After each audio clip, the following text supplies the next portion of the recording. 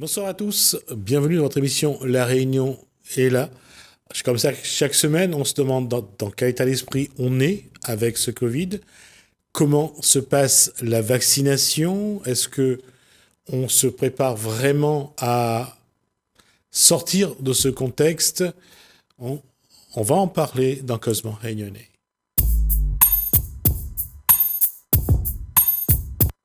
Bonsoir Guy Roger. Bonsoir Gismi.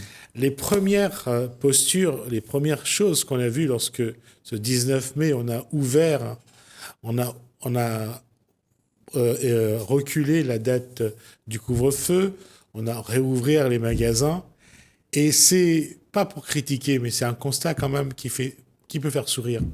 C'est d'imaginer que ces gens-là, que ces personnes qui se sont exprimées, on a retrouvé une liberté. On a retrouvé une forme de liberté. On est mieux. Encore une illusion. On est plutôt soulagé. Encore une illusion. C'est un soulagement, oui, un soulagement parce qu'il y a, on est dans l'illusion de ce que on aimerait. Et donc, on poursuit quelque chose qui va nous égayer. En fait, on est tous, depuis qu'on est tout petit, on t'a appris à gagner quelque chose de la vie. La vie, c'est pas quelque chose que tu peux désirer. La vie, c'est quelque chose que tu vis, tu vois. Mais il semble que nous la désirons. Et quand tu désires quelque chose, eh ben, tu deviens dépendant de ce que tu désires. Et ce que tu désires, c'est quelque chose qui est dans ta tête. Donc, tu ne vis pas la vie. Tu vis ce que tu aimerais vivre. Et ce que tu aimerais vivre n'existe pas. Donc, tu te leurres. Tu es dans l'hypothèse. Mais mais ça reste quand même, on a l'impression que c'était un petit peu l'annonce de la fin d'une guerre, qu'on pouvait aller fêter cette victoire, entre guillemets, et c'est à chaque fois ce qui me surprend un petit peu chez l'être humain, c'est de voir à quel point on vit dans le matérialisme, on vit dans faire la fête, aller danser, aller au restaurant, aller au cinéma. Mais il y a une joie qui est, en tout cas une joie exprimée et montrée, qui est réelle. Oui. Et quand on n'a pas tout ça, on se plaint envers un bon Dieu qui viendra nous sauver de cette situation où on n'a plus rien. Donc, ce Dieu nous sert justement à nous rassurer qu'on aura encore, tu vois, parce qu'on a peur de perdre tout ça. Donc, on se rassure avec quelqu'un peut-être qui va nous donner la gaieté de la vie, qu'on vit dans la monotonie. Et ça, c'est la réalité. La réalité, c'est la vie qu'on a. C'est pas la vie qu'on aimerait. Mais la vie qu'on aimerait, si on l'a pas, ben on crie, on dit, bon Dieu, donne-nous ça, hein. Tu vois? Et ça crée dans toute la société un phénomène où il y a un dogme qui s'installe. On s'est installé dans un dogme et on croit qu'il y a quelque chose de supérieur qui viendra peut-être nous sortir de cette condition. Oui, mais si cette force supérieure qu'on va appeler la religion pour un certain nombre de personnes, la religion a joué un rôle quand même important pendant cette année du Covid. Et on l'a vu, les gens se battaient pour qu'on ouvre leur lieu de culte. Oui. Et ça montre que la religion, avec le temps, avec l'éducation, avec notre façon d'évoluer dans la vie, la religion a pris une place, mais je vais mettre un bémol. On a besoin de la religion lorsqu'on se sent seul, lorsqu'on nous interdit certaines libertés, lorsqu'on est privé de choses, on est privé de ces habitudes matérielles qu'on a, mais qu'importe, la religion a une place. Bien sûr, elle a une place, certainement dans l'esprit de ceux qui cherchent quelque chose à mettre en place qu'ils n'ont pas. Parce que le monde dans lequel on est, il est cruel. Okay? Et on voudrait qu'il soit moins cruel. Donc, on invente des règles. Okay? On dit, aimez-vous les uns les autres.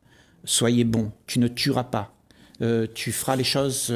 tu vois, tout ça, c'est une intention de dire à tout le monde comment les choses devraient être. Mais ce n'est pas un Dieu qui nous dit ça. C'est nous les hommes qui nous donnons des règles pour pouvoir s'accepter, vivre ensemble et ne pas s'entretuer. Parce qu'autrement, il n'y a pas de règles, on se tue. Donc on a créé des règles. Et ces règles, ce sont nos religions. Ce sont les religions, effectivement. Mais que ce soit, quel que soit le cadre, hein, que ce soit chez les athées, les animistes, les agnostiques, que ce soit chez les chrétiens, les musulmans, les juifs, il y a un besoin, c'est d'avoir des règles pour fonctionner. Ouais. Et d'une façon ou d'une autre, on peut appeler ça la religion, on peut appeler ça des règles sociales, on peut appeler ça, appeler ça des règles traditionnelles, on peut appeler ça des règles de culte, mais on en a besoin. Oui, alors on va se faire ces règles, on va les avoir, parce que quand on dit aimez-vous les uns les autres, mais les moments de tous les jours, c'est qu'on ne s'aime pas. Hein? Donc, on est en train d'essayer d'être celui qui aime. Donc, on se donne une image de soi qui est celui qui aime. Mais en fait, on est faux. On n'est pas vrai. Moi, je dis, acceptons qu'on n'aime pas, qu'on est en train de se trucider les uns, on est en train de critiquer, on est en train de faire tout ça. Parce que quand tu commences à réaliser que tout ce que tu vis, c'est une fausseté. Tu mets devant toi une fausseté. Tu ne vois pas le danger de ce que c'est. Parce que tu ne vois plus qui tu es. Tu ne te regardes plus. Tu renies ce qu'il y a là-dedans. Tu renies ton égoïsme. Tu renies tout ce que tu es vraiment. Parce que ce que nous sommes, c'est un paquet d'envie, de frustration qui est prêt à sauter sur la proie pour être heureux. Parce que nous cherchons le bonheur. Mais tout ça, ce sont des idées que nous faisons pour calmer l'ardeur. OK ? Et cette ardeur, elle est dans ce monde, extraordinairement bien ficelée, parce qu'on te contrôle comme ça. Et on peut faire de toi ce qu'on veut. On te dit, sois gentil et tu auras ça, tu auras une récompense. La récompense, c'est un paradis. OK ? Il y a un paradis, il y aura une récompense si tu es gentil. Donc, comme tu n'es pas gentil, eh ben, tu fais semblant d'être gentil pour avoir cette récompense. Mais encore une fois, entre l'illusion et la réalité, on l'a vu, c'est plus facile de choisir l'illusion, de se mentir, de se dire que là, on est heureux, et à l'image de ces gens qui pensent que en sortant enfin de chez eux, de s'asseoir à une terrasse, que le bonheur est revenu, il y a quand même un constat. C'est de dire que tout au long de cette vie, nous sommes construits sur des illusions. C'est ça. Et quand tu vas dans les bars, quand tu retournes dans les bars, et que tu vois que tout ce que tu voulais avoir n'est pas là, c'est comme si tu rentrais dans le paradis, un jour tu arrives, une petite anecdote, tu arrives face au paradis et on te dit ben entrez, mais tu es déçu parce que c'est pas ce que tu t'y attendais. Oui. Tu vois, parce que ce qu'on a, c'est ce qu'on imagine, c'est ce qu'on aimerait, c'est ce qu'on a prévu, c'est ce qu'on nous a dit comment ça devrait être. Donc tout ça, c'est des illusions, c'est des histoires qu'on se raconte. Ben, qu'on continue à se raconter. On veut toujours aller boire un verre, aller au cinéma, aller manger au resto, se fréquenter, aller à la plage. On veut toujours être entouré, avoir ce qu'on nous a dit, ben, vous aurez ça un jour, et si on vous le donne, ça vous rend heureux parce qu'on vous l'a promis, c'est un petit peu comme un enfant qui attend Noël. Voilà. Mais tu vois, à force d'attendre comme ça, on est tout le temps dans l'attente finalement. Parce que ça n'arrive jamais. Donc, tu es tout le temps dans l'attente. Tu es toujours dans l'espoir que les choses changeront, que quelque chose viendra te sourire dans la vie. Mais, tu vois, comme ça n'arrive pas, eh ben, il y a la dépression, la déprime de tous les jours. On peut le voir quotidiennement, nous les gens. On a besoin de quelque chose pour soutenir un peu de gaieté. Mais cette gaieté, elle est artificielle, tu vois. Mais si tu acceptes qu'il n'y a rien, alors, tu vois, ce que tu vas vivre à ce moment-là, ce sera ni de la gaieté, ni de la tristesse. Ce sera ce qu'il y a à vivre, tu vois. Parce que ce qu'il y a à vivre, c'est plus important que ce que tu penses qui devrait être vivre. Parce que la vie n'est pas quelque chose que tu inventes. Ça ne peut pas être inventé, la vie. La vie, elle est là. Il faut la vivre. On peut la réinventer. En tout cas, il y a beaucoup de gens qui essayent de la réinventer. Oui, mais avec quoi ils réinventent ça? Avec les éléments qu'ils ont, avec leur vision vraie ou fausse Oui, du mais bonheur la vision, il la tire d'où? d'eux-mêmes. C'est-à-dire cette vision qu'on a, tu vois, la vision qu'on a tous. Ce sont tout ce qu'on a appris du passé. Oui. Nous sommes un paquet de mémoires ambulantes qui réagissons aux événements. Donc, avec cette mémoire, on fabrique notre désir. Et on dit, c'est ça que je veux. Et tu poursuis ce que tu connais, ce que tu aimerais. Le paradis que tu as fait, ben, tu le poursuis. Tu comprends? Et quand tu arrives dessus, tu vois que c'est une illusion parce que tu l'as inventé. Donc, il n'y a rien à poursuivre. Le problème, c'est que nous sommes dans ce mouvement où on croit que quelque chose existe en dehors de ce qu'on connaît. Parce que ce que tu connais, tu vois, on essaye de sortir de ce connu-là pour faire quelque chose de spécial. Mais tout ce que tu connais, c'est là. Il n'y a rien de spécial. Le problème, c'est que nous sommes tout le temps en quête d'un peu de joie pour contrer tout ce qui a été installé. Les conclusions que l'on a, ce sont des choses que l'on a installées. Toutes les idées que l'on a, ce sont des choses qui sont installées, qui sont plantées, incrustées dans notre vie. Et nous ne voulons pas ça. Parce que ça se répète tout le temps, parce que c'est connu.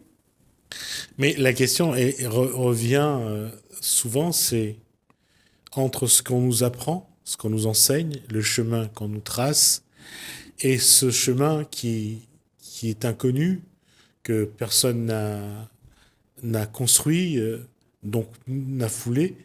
Il faut un sacré courage pour se dire, je vais prendre ce chemin qui n'est pas construit. Il faut abandonner le réconfort que tu penses pouvoir gagner, parce que ce chemin sans tu sais, la route qu'on connaît, c'est les sentiers battus.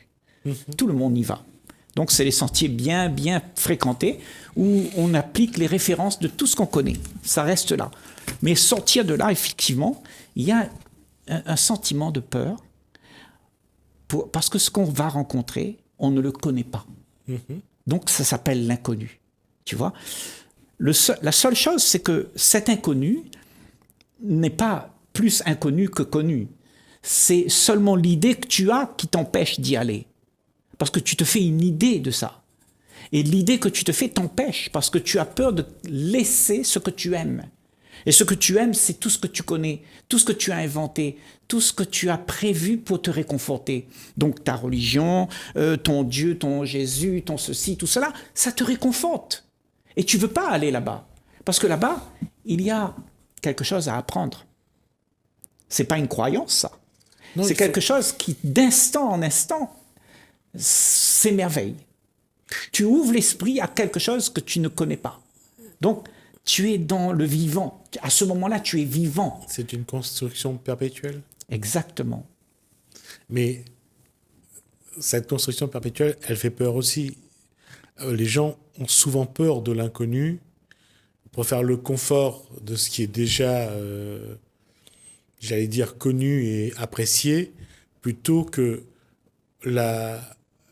l'innovation, l'inconnu, chercher quelque chose de nouveau. Et cette nouveauté-là, parfois, elle n'est pas forcément, apporte pas souvent un plaisir, un confort, mais plutôt des épreuves. Et pour l'avoir vécu une fois ou deux, ils vont plus oser le faire. Et c'est peut-être ça aussi la difficulté, c'est que quand on regarde les individus aujourd'hui en train de sortir de cette crise sanitaire, beaucoup ont été éprouvés, beaucoup sont fragilisés, beaucoup essayent de s'accrocher à ce qui, je dirais, a déjà fait ses preuves. Oui. Donc ils ont des références. Oui. Ils ont des références pour continuer la vie. Donc c'est avec des références du passé, avec des références de ce qui est connu, avec des références qui fut vécu, qu'on pratique la vie de l'instant présent. Et cette vie de l'instant présent, à ce moment-là, n'est que répétition, puisqu'on le prend des références du passé.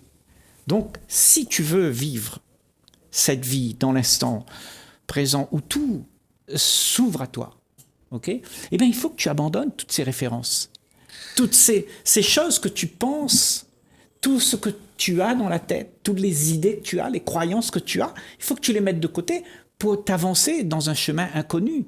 Et là, quand tu es sur cette voie-là, eh bien, il y a quelque chose qui s'ouvre à nous, les humains.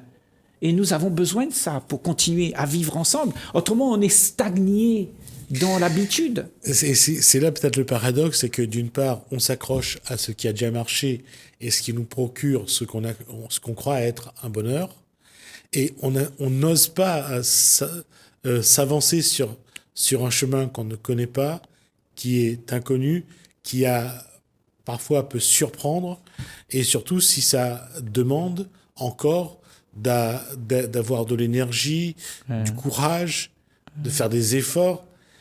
Oui, mais les efforts, l'énergie qu'on a besoin pour faire ça, Gismi, c'est parce qu'on est prisonnier de ce qui est connu. Donc, on ne veut pas le faire. Il nous faut beaucoup d'énergie, il faut beaucoup de force pour sortir abandonner ce qu'on pense savoir. Tu vois ? Et ce qu'on pense savoir, on croit savoir. Ben, ça n'existe pas. Le problème, c'est que nous voulons garder le mensonge que nous avons, qui nous raconte comment devrait être le passé, le futur. Donc, on garde le mensonge du passé, et on vit dans le passé, mais on ne connaît jamais ce qu'il y a. Et c'est ce qui crée souvent, et ça, je me suis rendu compte ces derniers temps, c'est à quel point notre cerveau, notre psychologie, nous exige de nous des choses auxquelles on ne répond pas. Et parce que on est tellement bien dans ce confort qu'on a, on ne veut pas avancer. Et cette situation-là se vit surtout lorsqu'on passe à un certain âge, où notre corps, notre esprit n'accepte plus certaines choses et nous demande et exige de nous qu'on évolue. Mmh. Alors on fait semblant. Et on trouve une parade. On trouve du réconfort, on trouve des choses pour s'appuyer dessus pour qu'on puisse continuer comme avant. Voilà. Tu vois ? Et on n'est pas libre. Et moi je dis que si tu t'es enraciné dans tes conclusions, alors tu es rébarbatif. Parce qu'il n'y a pas de conclusion à faire avec la vie qui n'a pas de commencement et qui n'a pas de fin. Il n'y a pas de conclusion. Tu ne peux pas faire des conclusions quand tu regardes l'éternité. Il n'y a pas de conclusion. Il y a une éternelle découverte. Si tu fais une conclusion, ça veut dire que tu t'es stagné dans ton petit monde. Et tu as fabriqué un petit monde qui est comme tu aimes. Mais quand tu es vivant, il n'y a pas de conclusion. Et les conclusions que l'on fait, on s'accroche à ça. Parce que ces conclusions, justement, nous rassurent qu'on puisse exister dans ce qui nous rassure. Donc, on existe à travers nos conclusions. Autrement, on n'existe pas. Et on a peur de ne pas exister. Et quand on est en train de sortir de ce Covid, avec l'état d'esprit que chacun a, après avoir vécu chacun à sa façon cette expérience, comment doit-on se positionner? Quelle posture avoir? Comment regarder devant? Je ne dis pas de ne pas regarder en arrière, mais comment regarder devant? Parce que c'est ça. Parce que la peur, aujourd'hui, déjà, on a peur de sortir de chez soi. Des fois, je regarde sur le trottoir, on s'écarte quand quelqu'un arrive avec un masque. Non, on se méfie. On se méfie, on change de trottoir, on s'approche plus trop, on garde ses distances. Toute cette posture-là, on nous a amené à la voir pendant ce Covid. Maintenant, voilà, il va falloir revenir à une posture différente, parce que le contexte va être différent. Et c'est ça qui montre aussi qu'on a du mal à faire évoluer ce que nous sommes. Voilà, parce que tu vois, imagine, tu tombes malade et tu as appris toute la difficulté qu'il y a d'être malade. Et tu mémorises tout ça. Tu sais comment faire pour ne pas tomber malade. Tu sais tout le danger qu'il y a d'être malade. Mais il se trouve que quand tu n'es pas malade, psychologiquement, tu te crées ces peurs. Oui, comme si tu es malade et pour avoir la posture. Voilà. Et donc, tout ce qui va arriver est un danger. Donc, tu te méfies de tout. Tu n'es pas malade, mais tu te méfies de tout. Donc, tu ne vis plus la vie qu'il y a. Tu vis la vie qui t'est imposée. En fait. Comme ça a été pendant cette crise sanitaire. Exactement. La peur de ce qui va arriver nous empêche d'être ce que l'on est naturellement. Naturellement, on n'a pas besoin d'avoir une psychose de tout ça. Parce que c'est quelque chose qui a toujours existé de toute l'histoire de la race humaine. Ouais. Les microbes, les maladies, la mort, tout ça, ça a toujours existé. Mais on en a fait une psychose. Tout à fait. Tu vois ? Et les gens ne vivent plus. Et moi, je dis, si tu dois mourir, c'est pas grave. Mais au moins, vis la vie. Même s'il te reste 2 minutes pour vivre, vis-le avec toute ta joie. Mais pas avec la peur. La peur t'empêche de vivre. Tout à fait. Tu vois ? Et c'est cette question-là qu'on va sans doute avancer, c'est comment se libérer de cette peur.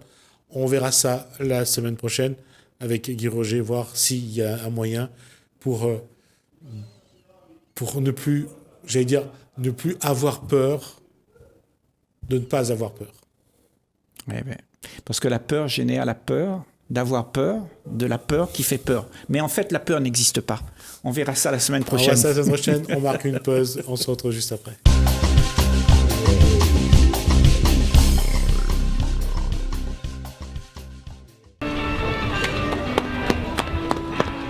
Le FEMA, c'est le mot-clé de cet événement qui se tient aujourd'hui, dimanche 16 mai, au village artisanal de l'Éperon. C'est une réunion de 90 artisans qui vont nous montrer de quoi ils sont capables. C'est-à-dire qu'ils vont créer des objets féeriques, des objets qu'ils ont créés avec le cœur. Avec ces temps difficiles de Covid, où beaucoup de commerces sont fermés, ces artisans nous offrent quelque part de l'espoir. La santé, notre travail dur pour soigner la famille. Si le bon Dieu, il donne à nous la santé. Alors nous sommes avec Jean-Charles Nagou et Rémi Congo, donc c'est une manifestation vraiment extraordinaire. Et le sujet c'est le FEMA, et il y a 90 artisans à peu près, c'est vraiment extraordinaire. En 2 mots, que pouvez-vous nous dire ? C'est une manifestation qui est très attendue par les artisans, déjà une. Et puis c'est un événement traditionnel. Le FEMA existe depuis plus de 50 ans. Et puis c'est une bouffée d'oxygène pour les artisans qui viennent profiter de ce moment pour rencontrer leur public. Et puis la population aussi découvrir le savoir-faire réunionnais. Et à la veille du FEMA, on espère que les clients lambda puissent se satisfaire de ça pour offrir un cadeau pays à tout le monde. Très bien. Et vous, Rémi ? Voilà, Rémi Combo, je viens de reprendre la présidence de l'association. L'association Art et Tradition aujourd'hui propose un FEMA avec une situation compliquée, mais on est fiers et contents de pouvoir enfin ressortir les chapiteaux et oui, parce qu'il y avait besoin de ressortir tout le matériel. Les artisans attendaient beaucoup, même la clientèle est au rendez-vous quand même aujourd'hui, et on est vraiment satisfait de cette belle manifestation. D'ailleurs, cette manifestation est vraiment magnifique. Merci. Je vous remercie à vous deux. La plante géranium avec la vanille. Quand on aura la pluie, la pioche dans la cour, dans notre petit cason, on a fait l'amour. Non mais c'est chouette, c'est super chouette, ça me fait très plaisir. Je suis jamais passée à la télé. Si j'ai fait une pub pour DOP quand j'étais petite. Ah ouais? C'est vrai? C'est génial. Occupe pas les yeux, évite les nœuds. C'est pour Télécréole en fait, pour l'émission de Gismira Moudou, La Réunion est là. Donc voilà. Merci, ça va être génial. Nous sommes avec Julie. Julie, tu es responsable. Enfin, ton association a joué un rôle dans la création de cet événement. Oui. Peux-tu nous en dire plus, s'il te plaît? Alors du coup, l'association Art et Tradition met en place plusieurs fois par an le FEMA. Ouais. Là, on a réussi à créer le FEMA spécial Fête des Mères à l'Éperon. Ouais. Et voilà, on est très contents d'être réunis. On est à peu près 80 artisans à avoir pu se réunir pour le week-end. Ah, c'est super. Super. Ça te convient? Non, ouais. D'accord, très bien. Et quelle a été ta motivation pour créer cet événement? C'est pour, on va dire, sauver l'artisanat, c'est un geste, on va dire, un geste... C'est dans un premier temps pour essayer de remettre en valeur les artisans faits main de la Réunion. Ouais. C'est vrai que ça fait plusieurs mois qu'on a du mal à travailler avec le contexte sanitaire actuel. Ouais. Et du coup, on est très très content de se retrouver et de retrouver surtout le public, la clientèle, puis les amis sur les salons. Quoi. Ouais. C'est top. Ok, super. Quand on aura la pluie, la pioche dans la cour, dans un petit cas en paille, nous sera toujours. Allez, tout le monde ensemble. Oh, dans un petit cas en paille, petit cas en paille, dans un petit cas en paille, dans... Bon, cher monsieur, présentez-nous vos œuvres. Alors voilà, moi je suis ravi d'exposer ici à l'Éperon. C'est un lieu que je connais bien, où je viens assez souvent parce que c'est très convivial et c'est très propice à présenter le travail. Alors voilà, j'ai derrière moi des paraboles parce que je travaille beaucoup sur la récupération de l'objet. Alors ces paraboles-là, je les trouve dans les fossés ou sur les bords des routes ou dans les décharges. Et puis, j'essaye d'en faire des tableaux colorés ou comme celle-là dans les monochromes de bleu. Alors c'est un travail assez difficile parce que ça demande une grande préparation, travail de ponçage, travail de anti-corrosion et après il y a l'idée le projet de dessin qui vient et après pour la mise en couleur, chaque parcelle, chaque bout de couleur, il y a 5 couches pour avoir des aplats parfaits. D'accord. Voilà. Alors quand j'ai de la chance, elles sont comme la bleue en aluminium, c'est-à-dire très légères, il ne faut pas faire le traitement anti-corrosion et après c'est en tôle. Mais j'adore travailler sur cette surface. C'est très agréable. C'est très long.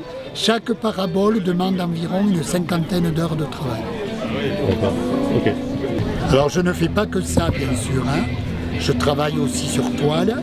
Je travaille sur des projets inspirés par les poèmes, inspirés par des textes.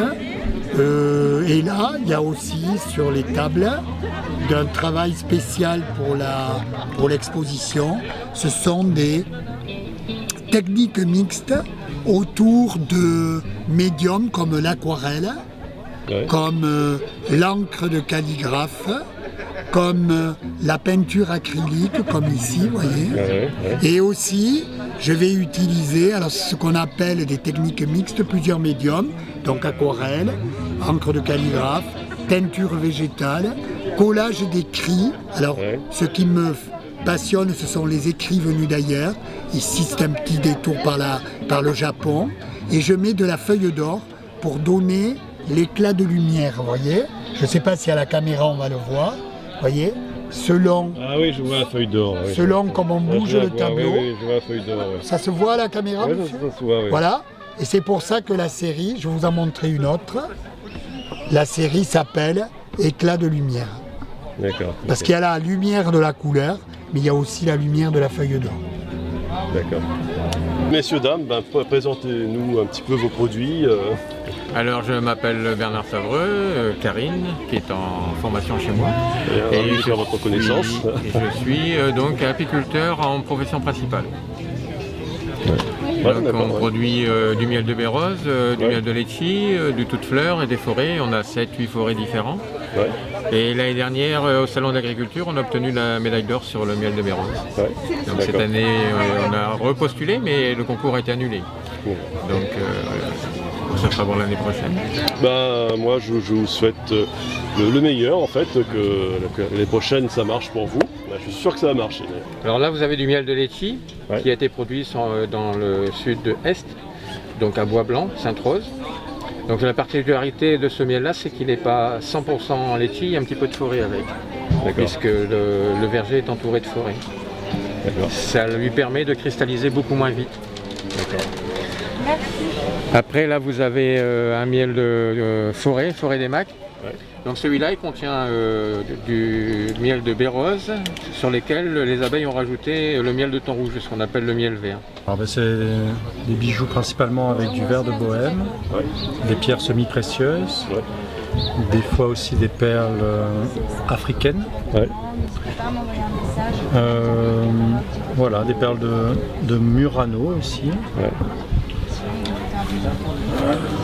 Qu'est-ce que je pourrais dire? Voilà, ça vient d'un peu partout. Après, moi, je fais des montages. D'accord, super. Monsieur, vous êtes artiste-compositeur? Oui. Et vous présentez mon album. Votre premier ou votre deuxième? Deuxième, d'accord. Il y a le troisième qui est en cours, mais le deuxième, il est bien aussi. Alors, votre album s'appelle Confinement. Voilà, confinement par rapport au niveau, quand on avait le premier confinement, on a fait un petit santé, un petit mini santé, t'es confinement, voilà. Vous venez refaire le petit mini confinement pour faire rappeler un petit peu comment on l'a fait avant. D'accord, ouais. C'est bon qu'on les prie.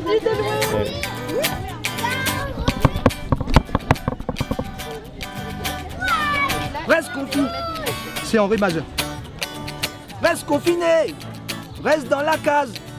Reste dans la cour, reste si balcon, reste confiné, reste dans la case, reste dans la cour, reste si balcon, pendant le confinement, défoule sur ses tempos, après le confinement, garde le tempo, pendant le confinement, défoule sur ses tempos, après le confinement, garde le tempo.